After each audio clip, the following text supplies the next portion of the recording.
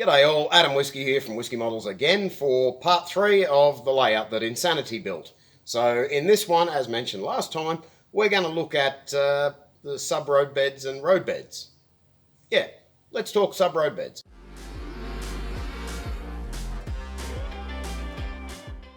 So what is a sub-road bed? Effectively, it's the bit beneath the track and above the earth. That's the road bed. So yeah, pretty basic, eh? So why are we doing a sub-road bed like this? Well, first of all, I'm sure we're all familiar with your standard sort of layouts that you see at exhibitions and things like that, where guys tend to start out with a flat piece of timber, a flat door in some situations, or a piece of foam. They put their track on and they build all their scenery up. So the world is flat, except for bits just protruding vertically. Well, that's not how the real world works. In real life, the track is basically centered and stuff goes up and down. So that's the whole purpose of our road bed. So back when I was about 14, when I was in high school, on the rare days I did attend, because I got very good at wagging, trust me, we got to do work experience. Now, I was shooting to go for work experience with the Mechanical Engineering Department of Queensland Rail. Instead, I ended up with the Civil Engineering Department. Not quite what I was after, but I did learn a lot. So when civil engineers are working out road beds, be it for a road, a railway, you name it, what they do is they tend to have like a datum point, sort of a fictitious zero mark. And it's all based on the amount of earth that needs to be moved, and that dictates your gradients and everything else. So if you imagine there's the level of your railway line or your road, and you've got to go through a hill. There's a lot of dirt you've got to cut out and do something with. Well, you can either take it to a place where they can dump it, or you can use it, because usually what follows a hill is a bit of a valley, and the railway line then needs an embankment. So instead of bringing earth in from all over the place, which costs a lot of money, why not use the stuff you've taken out of the hill? So now we've established why we need the road bed and what it actually does. What are you going to make it out of? Now, most of you have probably worked out by now, I've become slightly enamored with this yellow tongue stuff. However, for most people, they'll say you want to use marine grade ply. Well, that's great. Marine grade ply is wonderful, but it's as dear as poison. And I'm not even talking the good poison. I'm talking the real poison you need to save up for months for. So as I've touched on in our previous videos, our previous property was in Jandowae, which is about 105 kilometres to the west of here. Now, there we were subject to flooding, we were subject to mammoth changes in humidity levels in the weather and everything else, so everything moved. Now, this is one of those little problems. So effectively, in 11 years in Jandowae, we had 12 floods. It got to a point where every time it rained, I just didn't sleep. As a result of that, the materials we used that would normally just be the regular stuff everyone else uses, they may or may not have worked for us. So if you're building your layout, the suggestions you'll get is gold standard, first of all, is marine grade plywood. Cool. Right now it's June 2023. To get the decent half-inch thick marine grade plywood, you're looking at somewhere between 100 and 150 bucks per sheet in 8x4, which for a layout this size, that's like twice the Liberian foreign deficit. The other alternative, which I guarantee, if you mention doing this, half your mates are going to place you somewhere between Herod and Satan on a scale of 1 to 10, is MDF. Now, after the 2011 floods in Jandowae, and I had some parts of the layout that needed to be replaced, and it was all plywood, it was all done the correct way. Now, one of the guys from the Toowoomba Model Railway Club suggested to me to try MDF. Now, I did. Now, when we had the next lot of flooding, weirdly, the only bit that didn't move or warp was the MDF. Well, that's not what it says on the box, but that's what happened to us. So our last layout in Jandowae had 12mm or half-inch MDF.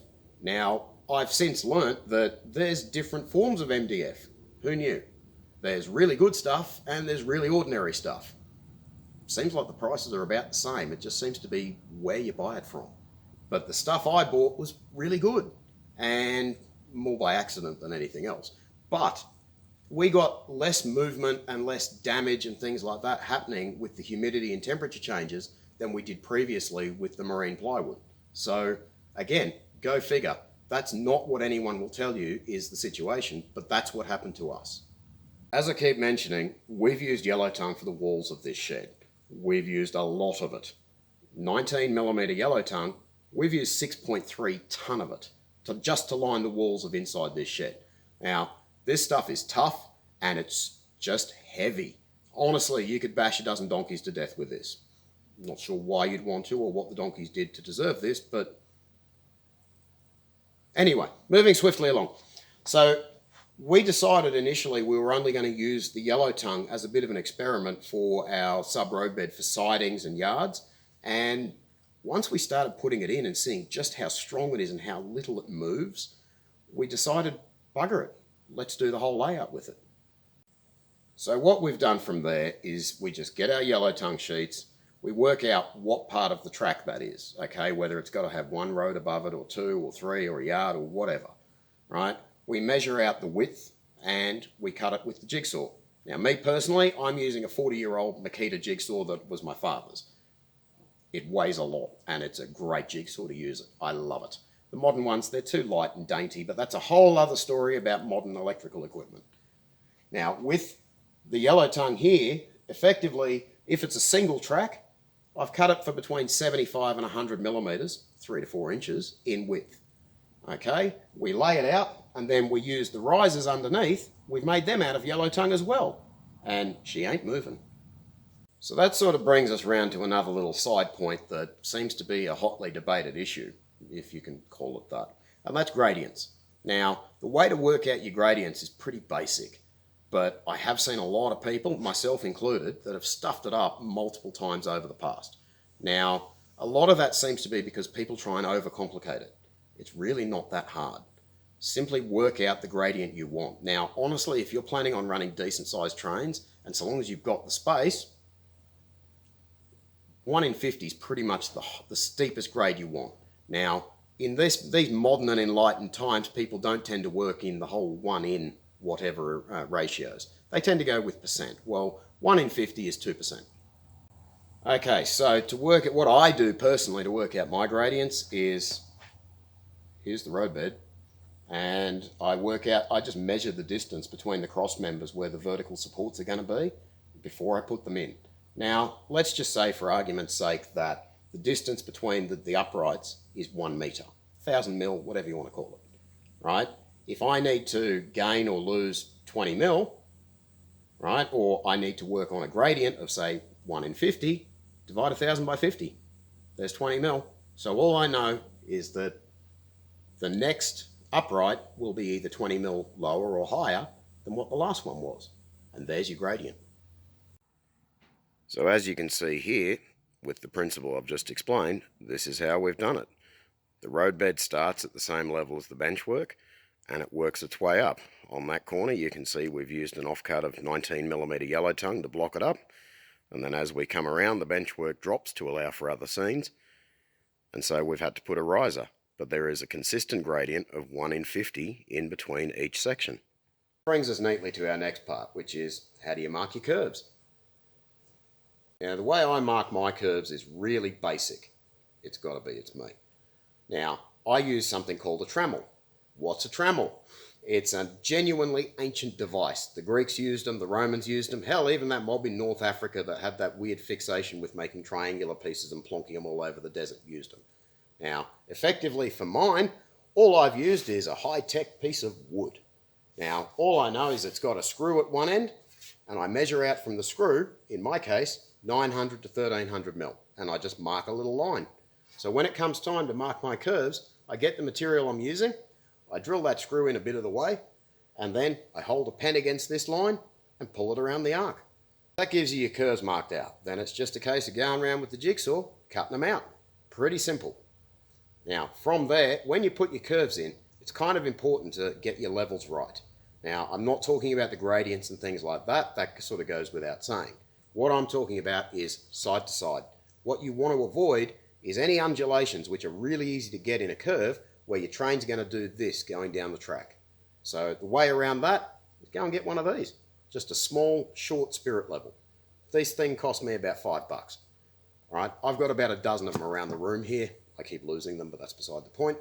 And it just makes sure that you can have your track relatively level. Now, if it is leaning into the curve, that's actually not that much of a problem, so long as it's not too much. It's kind of the same as having super elevation, but as a rule, you want it level. Brings us around sort of just something I'll touch on very briefly, because we will go into it in more depth in other videos, is above the road bed itself, we're using cork. Now, the question that comes up all the time of what should you use or shouldn't you use for your road bed, and that answer is, it's long. So, okay, you can buy cork. There's a lot of companies that make just rolls of cork neatly cut for you. They're not cheap, they're not too expensive unless you need a lot of it, but they exist. You can also get extruded foam products, which Woodland Scenics make them. There's a company here in Australia called TrackRite that make them, and they're great products. They have an extruded profiled shape so that it helps to form your ballast bed and everything else, and they're great. Again, it depends how much you need and how much movement you get in that layer in your area. So for us, what we've done, being ever thrifty, is I've gone for cork. Now, as I've just sort of mentioned, it can get a bit expensive. So I've gone onto eBay and I've bought the imaginatively named cork roll. Now, this sheet is 1 meter by 20 centimeters. So all I do is I lay it out and I trim it down in lengths of, well, 1 meter, but about between 20 and 25 mil wide. And then I just glue it down with PVA glue. Now, the one thing to remember here is this is a roll. It's going to try and curve back into its shape. The way around that, just get some offcuts of yellow tongue or studding or whatever you've got laying around just to weight it down. It needs to be there for half an hour. So that'll give you a very brief rundown of how we're doing our sub road bed and our road bed on this layout. Now, hopefully you found that even remotely entertaining or a tiny bit useful. But if you did, feel free to like and subscribe and all the usual garbage. If you've got any questions or any comments, please feel free to leave them down below. We do actually pay attention to them. So for our next video, it's probably going to be a bit of an everything video, really, because we're still doing stuff. Currently where we stand, I think it's the 9th of June, we've got about 60% of the bench work in. There's still 2 massive peninsulas that need to be built down to my right, and the double deck section of branch line. Now from there, we've still got that. We've also got the ceiling material will be turning up here hopefully within a week. It's been paid for and it's been packed and everything else, so hopefully it gets here. So there'll be a lot of changes. You may also notice there's a fair bit more black on the walls. Well, my darling wife Bridget and long-suffering wife Bridget has been very studiously going around with a paintbrush and a roller doing that. And that's all part of what we've been discussing about the ceiling being black. So we'll see how we go with that. And so, as I said, the next video will kind of be a bit of a mixture of just showing the progress and what we're actually doing on a week-by-week basis, and we can go from there. But the best part is, once we get more of these backdrops in and we start getting some blue paint to paint them, I can start doing the landforms, and then things will really start to make sense. So we shall see how we go, and hopefully we'll catch you next time.